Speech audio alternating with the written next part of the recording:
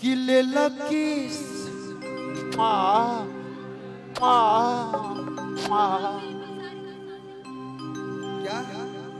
अरे आप ऐसी हैं ही कि आपके पास आने के बाद दिल धड़कने लगता है का भैया? दादा हो चीजिए कदम। अगर आपके पास आके दिल ना धड़के तो दिल किसी काम का नहीं है। सबका डिम्पल एकदम सिंपल रहती है। क्या सुन लीजिए किले लकीस हम लिए नहीं है, वो फिल्म में एक्टिंग किए हैं। हाँ ले लिए हैं भाई। वो बैकग्राउंड में चटला तो कैसा नोंछा लगला पसीना लगल है। अच्छा आपको किस चीज का अचार पसंद है? इनकर मरचाई के अचार पसंद है। हाँ जो मिर्चों में भर के। हाँ मोटका मरचाई के। मेरे बारे में बहुत पता है आपको ना। अरे तो हम लोग का अनुनाश्रय संबंध है ना। कौन सा संबंध है? अनुनाश्रय संबंध ना ई ना बुझाला हमरा। आम का अचार पसंद है। कि तहरायाम के सवाद गोरी हट के बा बाकी खट के। अरे बाबा रे बाबा टिंगी टिंगी टीरी टीरी हेलो ऐसे में एकदम कि कौन ऐसन काम कइला अरे पिया पहिला भेट में तो मीठा मीठा दर्द होता दोनों बेरा पेट में।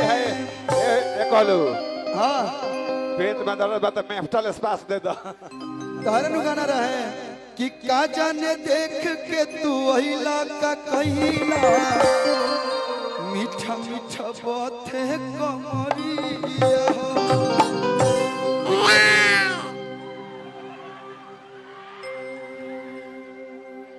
इतल कमर में दर्द। हाँ कमर में दर्द तो ठीक हो जाए। संग वही गाना का भाव है कि अरे कौन ऐसन काम कइला ए दीपू भैया अरे पिया पहिला भेट में से पूछो। मीठा मीठा दर्द अरे बाबा रे बाबा दोनों बेरा पेट में।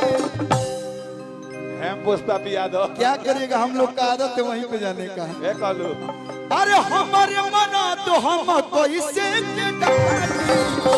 भैया हमारे मना तो हम कैसे भाई रे अको के गोइला प्यार किया चार रोज चाटी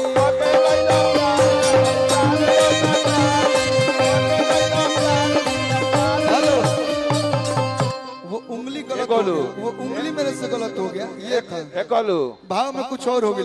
कहलू हाँ भैया चटला तो कैसा नोंछा लगला पसीना लगल है। अच्छा आपको किस चीज का अचार पसंद है?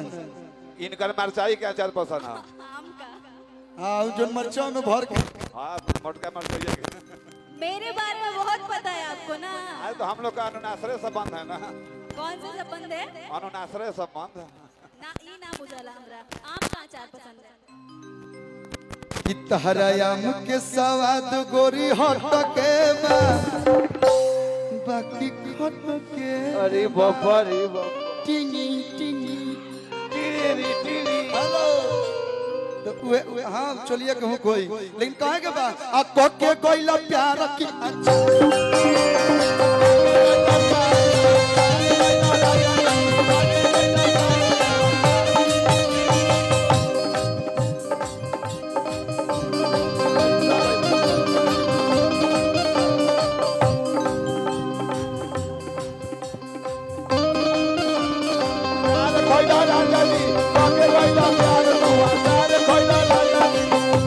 डिम्पल जी भैया गर्मी बा कि ले लकीस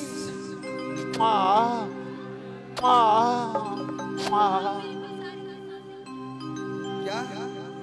अरे आप ऐसी हैं ही कि आपके पास आने के बाद दिल धड़कने लगता है का भैया? दादा हो चीजिए कदम। अगर आपके पास आके दिल ना धड़के तो दिल किसी काम का नहीं है। सबका डिम्पल एकदम सिंपल रहती है। क्या सुन लीजिए? कि ले लो किस। हम लिए नहीं है, फिल्म में एक्टिंग किए हैं। हाँ ले लिए हैं भाई। वो बैकग्राउंड म्यूजिक वाला थोड़ा तगड़ा लेके आया हूं मैं। कि ले लो किस दे लो मिस उठे टीस राजा जी। अब तहरा यही रहन पे बरखीस राजा जी।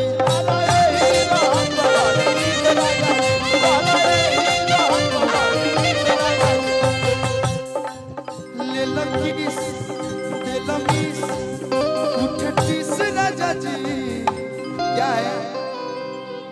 क्या है ना, हम खरकोचा खरकोची वाला प्यार नहीं करते ना हैं। ना घर को चला फिर खराब हो जाए। हम सॉफ्ट लव पे विश्वास करते हैं, एकदम सॉफ्टली।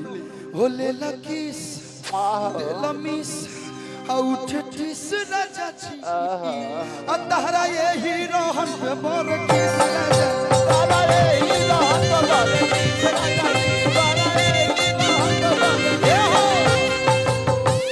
प्यार कोई न सेज पा। वहाँ कूलर के पास से हट जाइए, कूलर के पास से।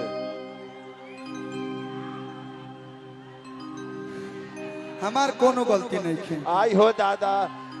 प्यार कोई न सेज पौलाटी पलाटी। हाय उठाम जा लोग, उठाम जा लोग। प्यार कोई न सेज पौलाटी पलाटी। बाजब आई हो दादा, बाजब नहीं दिया बड़ा। गुल कर डिंपल हंसी छुट्टी दिया।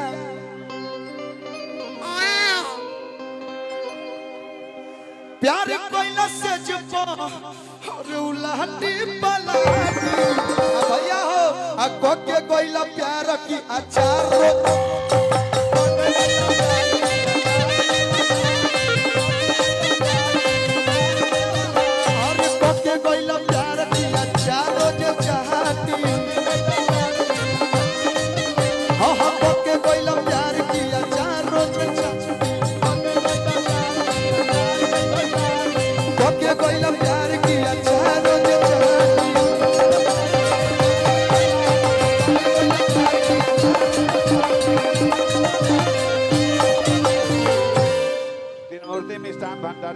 अच्छा लगा लोग तो ताली बजा दे लो बीच बीच में।